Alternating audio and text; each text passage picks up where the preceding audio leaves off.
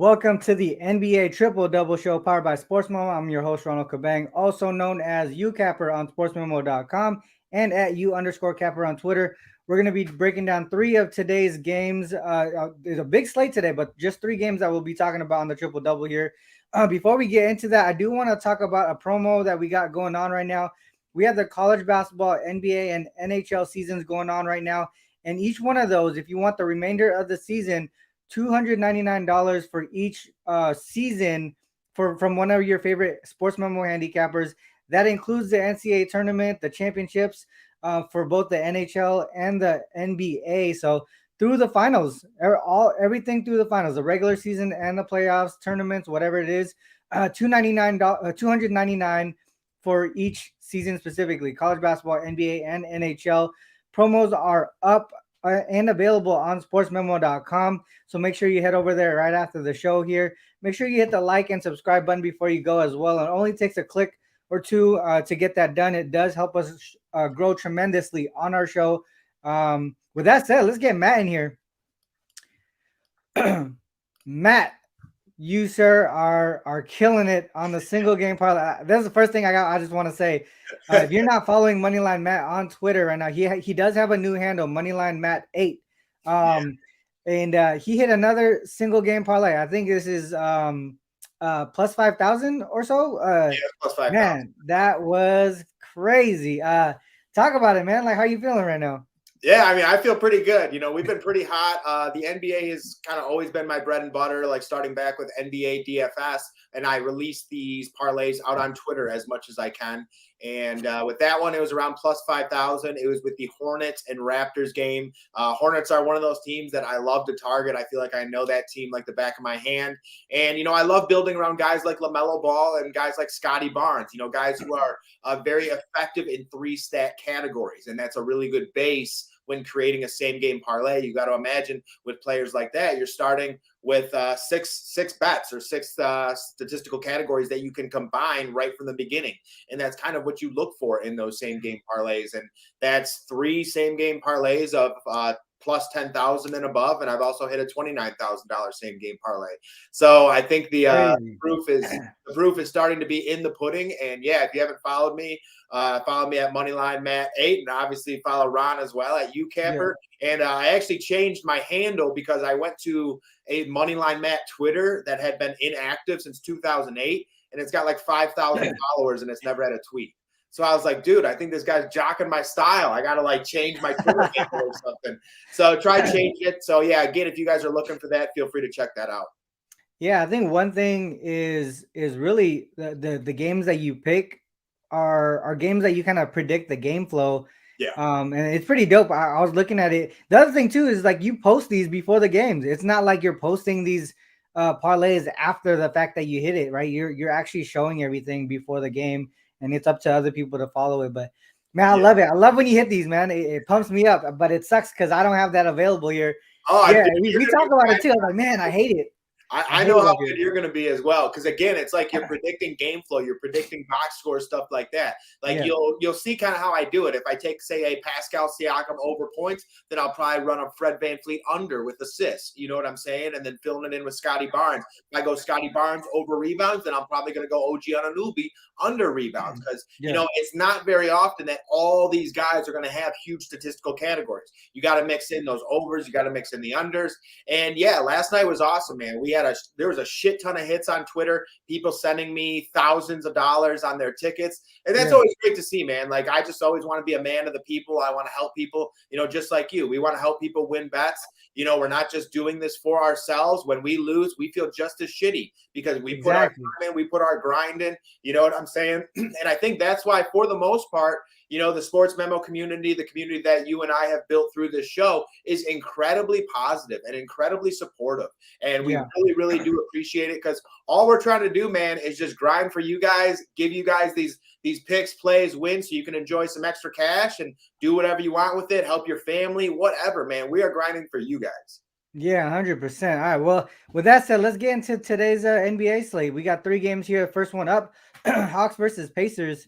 The Hawks coming off a 9-point loss to the Bucks without Trey. This is the first leg of back-to-back road games. They have the Raptors on deck tomorrow. they just had a 1-game homestand and 4 straight road games right before that. So they've been pretty much having their travel for the 6th straight game now, including today. Pacers, this is the first leg of back-to-back games, home games for them. They are coming off a 6-point loss to the Knicks in New York as 5-point dogs, so they barely missed a cover there. They've been home quite a bit lately. This is going to be their 7th home game in the last 9 games, and I think their road games too. They were just single one-off road games. They weren't like multiple road games in a row. Capella is out for the Hawks. Trey should be in today. Tease and Halliburton are both out for the Pacers. Turner, Nesmith, and Brissett are all questionable for the Pacers here. Pacers won the first matchup this season by 15 points as underdogs, 1.5-point dogs. 129 to 114 was the score there. It looked like it was an overtime game there. Do we look for a pace here again? Is this one of those games where we look at player props as well if it's going to be to the over? Yeah, I personally think so. And, my best bet is from this game, so I'm not going to dive too deep into it. But, this is one of those spots, too, where typically you and I are with the injury replacement theory. But personally, I just can't seem to do it here. The Pacers are 23-19 on the season, recently lost to the New York Knicks. And in that loss, however, they also lost star point guard and Tyrese Halliburton, who went down with an injury and is expected to miss some time. And again, I love running that injury replacement theory. But when someone like Tyrese Halliburton goes down, I think he just does so many things well for this Indiana Pacers team. And he creates so many opportunities with his passing. It's not just his passing, it's how accurate his passes are too. Hitting people in the chest at the 3-point line, things of that nature. And don't get me wrong, I do think TJ McConnell is an adequate fill-in, but you're losing a lot of scoring ability. And when you take Halliburton and you take McConnell, so there's going to definitely be some drop-off there. And you're going to need guys like Buddy Hield, Benedict Mathurin, and, the other supporting cast, Miles Turner, to come in and try and pick up the slack. And right now, I'm just unsure if they can do it at this point in time. I do believe in those guys as maybe some games progress and they get used to being without Halliburton. But again, I think he just does so many things well in terms of picking up the pace, in terms of making a move. He'll do a crossover to a pass or things of that nature, things that you just don't see point guards do all that often.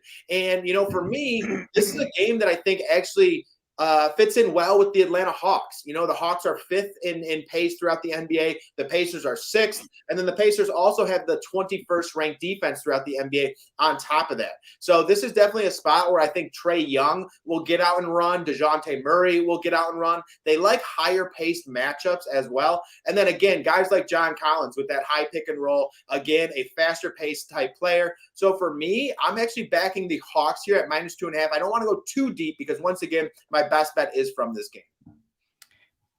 Yeah, one thing to note about that is Hallie's missed only a couple of games here because I think this season, and both of those games, if I'm not mistaken, went to the under, and for the most part, they've been a sort of like an over trend team. Both of these teams in this specific spot here.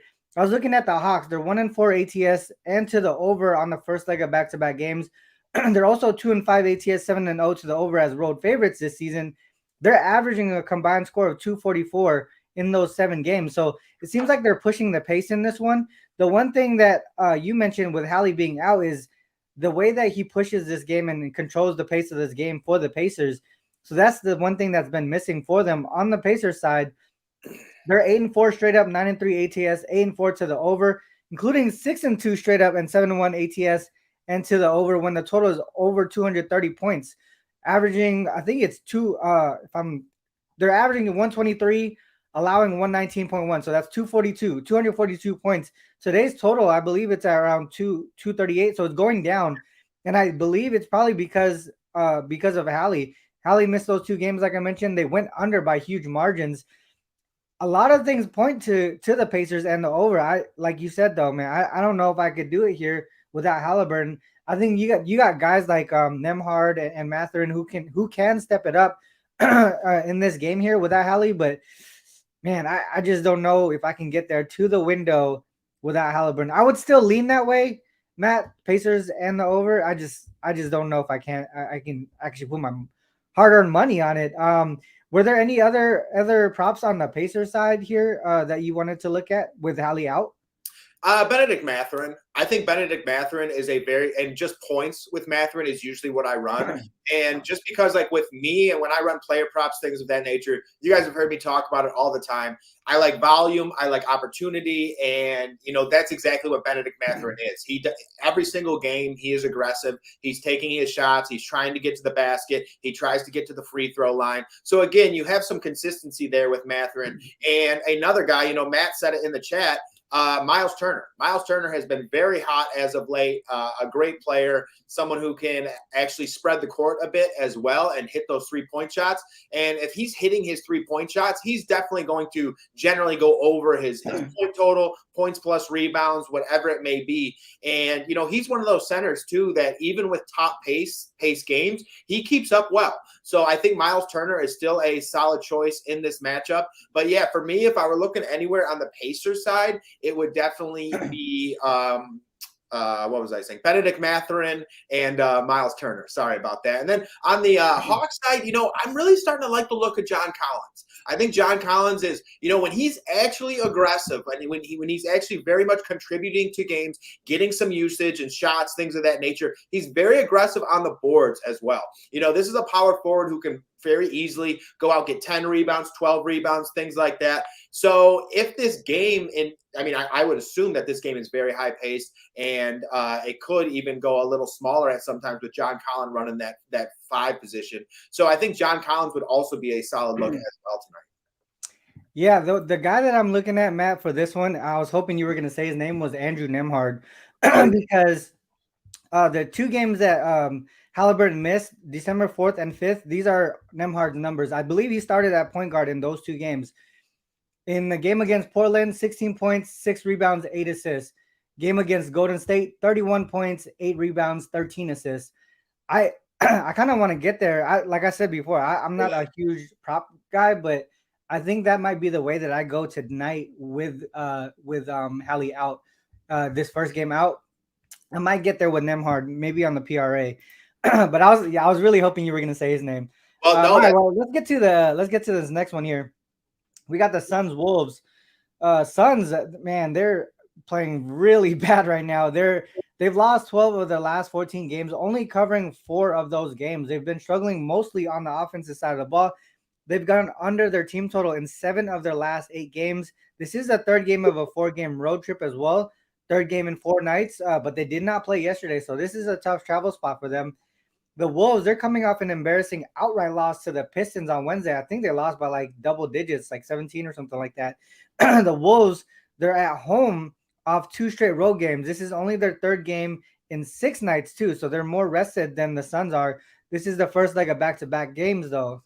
They play the Cavs tomorrow at home. Injury-wise, the Suns have so many people out here. Shamet, Booker, Cam Johnson, Campaign, and Chris Paul are out today. Ayton is listed as questionable, but one of the reports I saw right before the show is that he's more likely to play than not.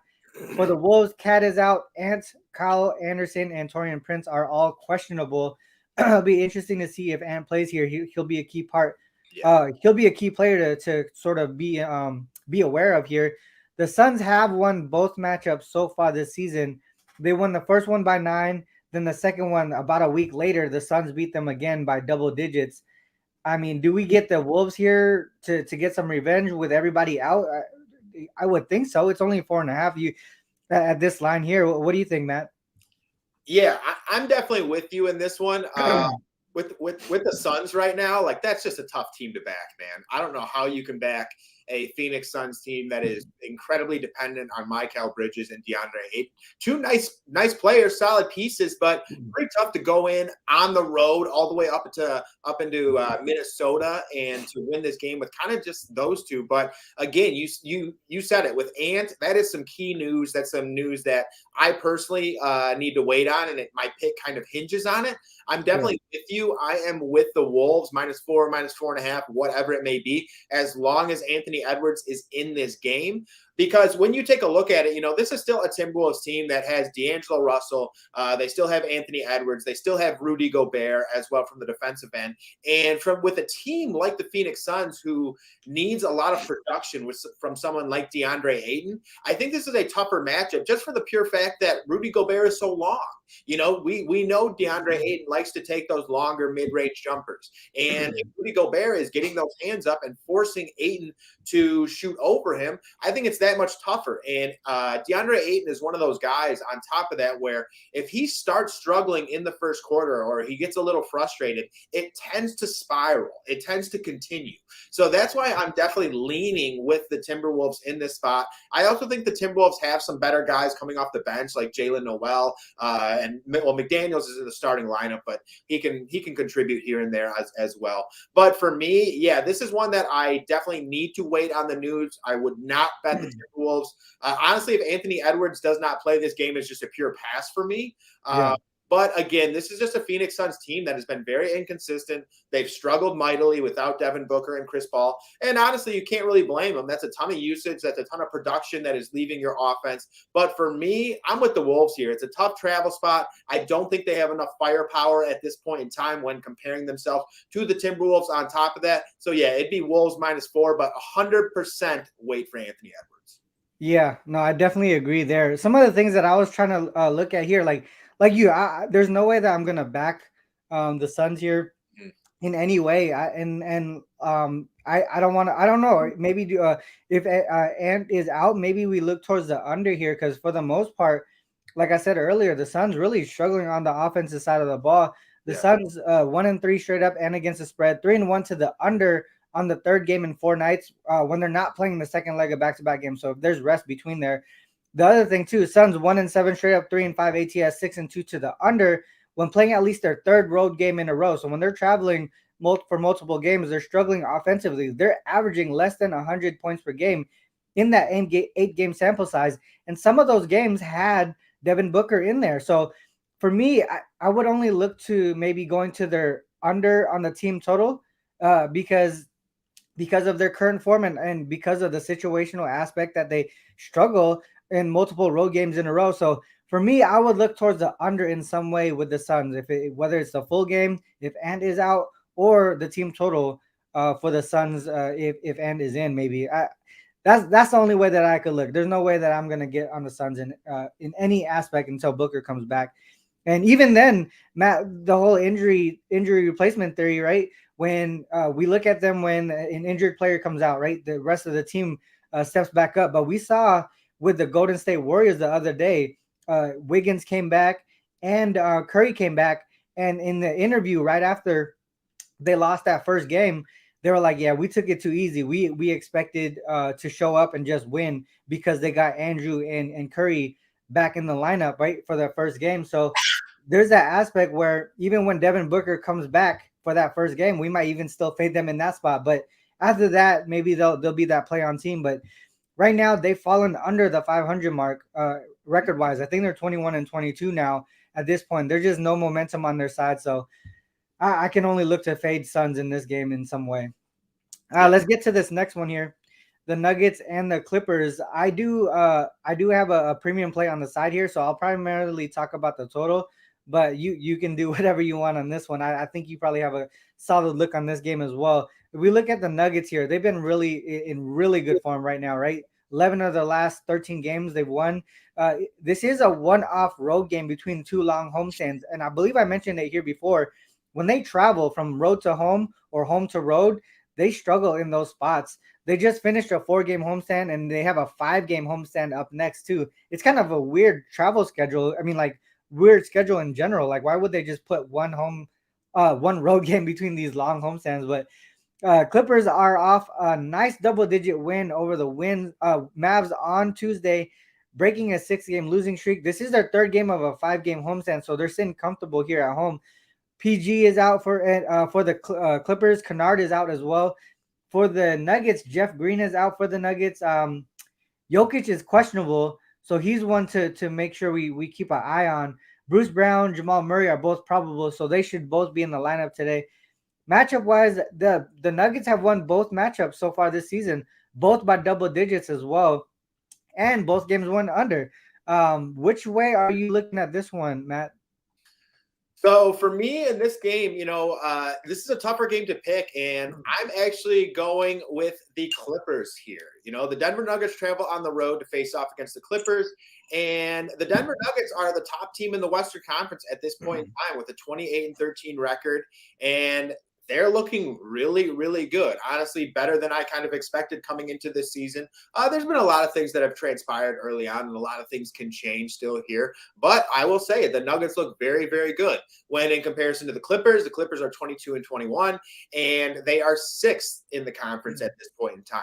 And this is a Nuggets team that'll essentially be full go in the spot this is a Nuggets team that'll be essentially full go. To Ron's point, Jokic is questionable coming into this game, even though I do expect him to suit up. And then as for the Clippers, they are still without Paul George. And for me, I'm going with the Clippers here simply because of Kawhi Leonard. I'll be honest. Kawhi Leonard is one of those guys where once he gets hot, I like to back his teams just because he does so much well, especially once he gets it going on the scoring end, which he's been doing great as of late. In his last 5 games, he's had 33, 29, 6 points, 24 points, and 26 points. So again, he's starting to get his consistency back. And then it's not just what he does on the offensive end. He's very much capable of going out and locking up your top offensive guy as well. And for the Nuggets, obviously that's not going to happen because that's Jokic. But he can definitely help out with guys like Aaron Gordon. He can definitely help out with guys like Michael Porter Jr. And, when you limit those side guys or the side pieces or whatever, like Aaron Gordon and MPJ, then that puts a lot of pressure on Nikola Jokic. And I do think Jokic comes out and has a very good game tonight, personally, but I just don't think it's going to be enough because, again, when Kawhi gets going on the offensive end, it's like he gets his juices flowing and he starts attacking the boards harder. He starts driving and he starts dishing. He starts getting more steals. It's just like he gets more involved into the game. So for me, I really do like the look of the Clippers here. And I really also believe that this Clippers team is going to be a bet on team at some point here. I think they're going to catch their stride at some point going forward, leading into the All-Star break. And the improved play of Kawhi Leonard definitely could have a lot to do with it. Like Ron said, the Nuggets beat the Clippers in both of their meetings earlier this season, but there's also some difference definitely in Kawhi's level of play. He's elevated his level of play, and I think when he plays better, this Clippers team plays better. So for me, I'm backing the Clippers here with the -2, -2.5, whatever it may be. I like that look a lot. I'm gonna look towards the total here as we break down the best bet section for the most part. So let's actually just get straight into that because we're since we're already talking about the Clippers and Nuggets, and my best bet is on the total here for this game. I'll just go first, Matt, if you're okay with it. One thing that I'm gonna do is talk about this under. I really like this under. That's gonna be my best bet for today's show. The Clippers have a ridiculous over/under home record here. They're 18-3 to the under at home so far this season. Like if you just blindly tail these unders, it's ridiculously profitable at home for the Clippers. What they average 210.7 points per game at home, and on the road they average over 230 points per game. So there's a significant gap in offensive and defensive rating between home road splits. If we look at the Clippers, they're actually 10-2 straight up, 9-3 ATS, 9-3 to the under when playing at least their second home game in a row, including 6-1 to the under if they're facing a conference opponent. So they take these conference matchups pretty strongly, especially at home. Another thing to the under, 8-2 to the under in conference games versus teams with a winning record. And so like they play up, like I said, they play up to their opponent's level. The Nuggets side, obviously they're one of the more highly efficient offenses in the league. They're 7-3 to the over, going from a home game to a road game, but their team totals are 8-2 to the under in those same 10 games. So they're struggling offensively in that spot. The Nuggets beat the Clippers earlier this season by over 30 points. I checked to see how the Nuggets do against teams they previously beat in the same season by 20 points or more. Only one game so far this season. That one flew under the total by double digits. So for me, I think the Clippers play some solid defense here. Another thing you mentioned with PG out and the significance of Kawhi Leonard. One thing I did while you were breaking down that game, I looked at how the Clippers do when Kawhi plays and Paul George is not in. They're 3-1 to the under. All four were home games. They're averaging 111 and allowing 105. So that's 116 points. And you see the total here, 224.5. For me, I can only look towards the under in this one. That would be my best bet for today's show. I do have one play on the premium side up right now, but I believe I'm gonna have like 2 or 3 more by the end of today. So hopefully we keep going on the positive side here as we go through the final second half, get into the second half of the season. Matt, let's get to you now. What's your best bet of today's show, and what do you got going on the premium side? Yeah, so honestly, NBA, I don't have anything premium up yet, but I really, really do like this card. I will definitely, kind of like what Ron said, I'm definitely going to have some NBA plays up. I have 1 or 2 NFL plays up already. I have 2 UFC plays up. So a good amount to choose from if you're interested in any of that. And for today's best bet, we're on a really nice best bet run. We're 12-3 over our last 15. And tonight, I actually have a plus money play. And to comment on Matt's comment in there, I did look at Sengun as well. Definitely in a good spot, especially without Kevin Porter Jr. I think they run the offense through him a little bit more. But my only thing on that was Sengun can still be a pretty immature player at times. And I mean, I understand he's very young, but gets in foul trouble. If you're guarding Domantas Sabonis, that's the one thing that worries about me. Sabonis is so aggressive. He's so good at drawing fouls, that rip through move on top of that it actually ended up kind of getting me to fade away from Sengun and some of the Rockets players. And you guys know I love those Rockets. But for today, my best bet is going to be Trae Young double-double at plus 110. And tonight, Trae Young and the Atlanta Hawks travel on the road to face off against the Indiana Pacers. And I believe this is a prime spot for Trae Young due to the fact that, you heard me talk about it a little bit before. The Pacers have the 21st adjusted defensive rating throughout the entire NBA and also run the 6th fastest pace. And yes, Tyrese Halliburton will not be in this matchup, but TJ McConnell, still a very good facilitator, someone who still likes to pick up the pace, push the pace down the court, things like that, and not a great defender for someone like Trae Young. Trae Young and the Atlanta Hawks also run the 5th highest pace in the NBA, so I think this is going to be a faster game on top of that, and it's definitely a benefit that Tyrese Halliburton is not going to be matched up with Trae Young. On the season, Trae Young is averaging 27.5 points, 9.8 assists, and 2.9 rebounds. And the Pacers give up 7.59 assists per game to the point guard position. And I personally expect that to go up with Trae Young coming into town. Last time Trae Young faced the Pacers, he had 22 points and 10 assists. And obviously, I expect a similar outcome in this spot.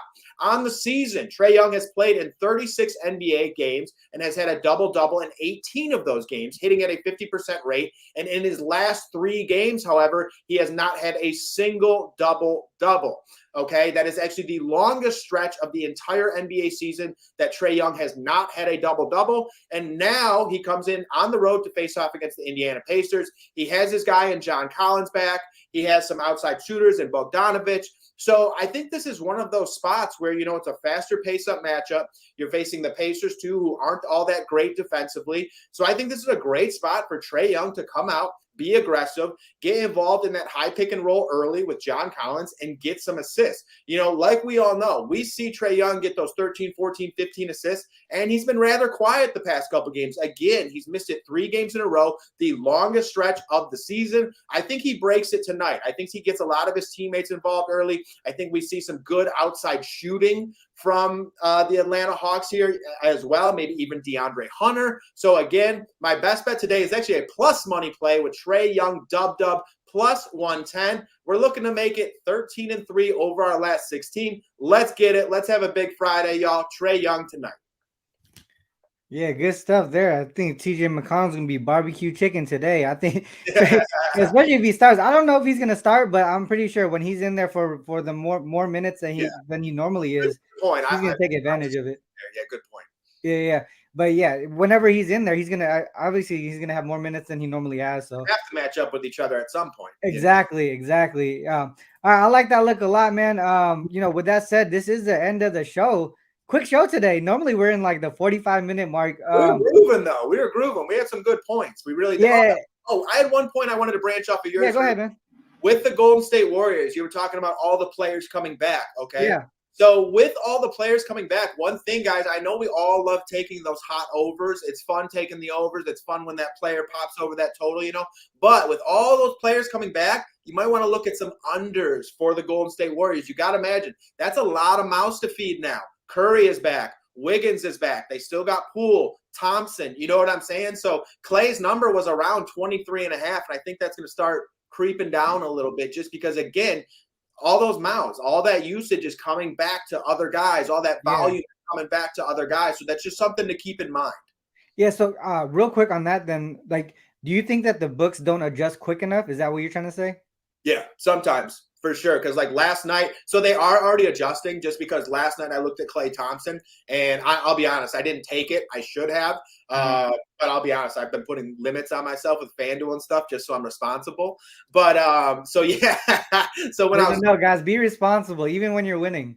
Yeah, like no joke, guys. Like literally, I hit a 10K parlay last night, and I still have limits on myself where I can only bet so much. So even after I hit like a 10K parlay, I'm like, shit, let's go on tilt, let's bet some shit. I can't. Like it's just like, you know what I'm saying? And in the long run, it's definitely a good thing. But I was looking at Klay Thompson, 23.5 points. And I was like, damn. I was like, I understand he's been balling, and like he's hitting like 5 or 6 straight. But that's high. And it's the same perspective. It's like the volume, the opportunity is going to be distributed throughout that team. Andrew Wiggins is an all-star. Steph Curry, one of the greatest shooters all time. So he's going to get his shots, So now this morning, it's already at 21.5. So I was like, I looked at it, I was like, damn it. I was like, I knew you lost the value, right? Yeah. Yeah, it's like one of those things where you have a hunch and you're like, should I take this? Should I take this? And you're like, nah, I'll just wait. He's been too hot. But in reality, I was like, damn, people have been hammering that under then. And it's because that volume and opportunity needs to be distributed throughout that starting lineup. Yeah. The other thing too is that because you limit yourself, you have to be really like weary of like, am I gonna bet this game? Are there other plays that are better than this one that I want to put my money on too? So I actually like that. Yeah, and I'll be honest, a lot of that has come from this best bet. Like, dude, like I'll go like 2-2 on the day, or I'll go like 3-1 on the day, or whatever it may be. But the best bet has been rolling, 12-3, hitting at like an 80% rate. And that's kind of like me and you've talked about it a lot, being very specific with the plays. Like you don't always have to be like, if you're 3-1, 3-0 in that early slate, you don't have to force plays in the late slate if it's not there. It's always nice just taking those winnings and rolling to the next day. So again, this is always a process. Like even for like myself and Ron, who are professional handicappers, we're always trying to improve our game. 100%. I'm not perfect at this, and you're learning every step of the way. And that's what it's all about, man. No, I love the fact that you just mentioned that, because one thing that we do, especially when we get on a hot streak, you tend to like play games that you weren't, right? But for the most part, you're probably gonna be like, all right, well, now think of it in this way, where you're on a long hot streak, right? You're winning all these games. Sometimes you want to get even tighter because you don't want to like go back on the losing streak, right? Like it's almost like when you say you're due for a letdown or something like that, right? You don't want to get on a hot streak and then all of a sudden you go on a like a heat check type of moment where you put in like 8 games when you only normally play like 3 or something like that, and then you lose all of them. You know what I mean? Like you just lost all the games that you just won. So 100%. yeah, I love the fact that you just mentioned that, and just learning and adapting from everybody's styles and stuff like that. So I love it. All right, well, with that said, guys, our next show on Monday, myself and Moneyline Matt will be back on this channel. So make sure you hit the like, subscribe button, hit the bell or whatever that say, the notifications so that you're ready to be with us as we start the show. 10 a.m. Pacific Standard Time on this channel. We'll see you guys on Monday. Good luck with all your action till then. Oh, yeah, and NFL playoffs, wildcard weekend. We got to get the Seahawks right there. I don't know if we're going to do it, but hopefully we do. We're 10-point dogs, but we'll see what happens. Till Monday, guys. Good luck with all your action. Peace. Peace, y'all.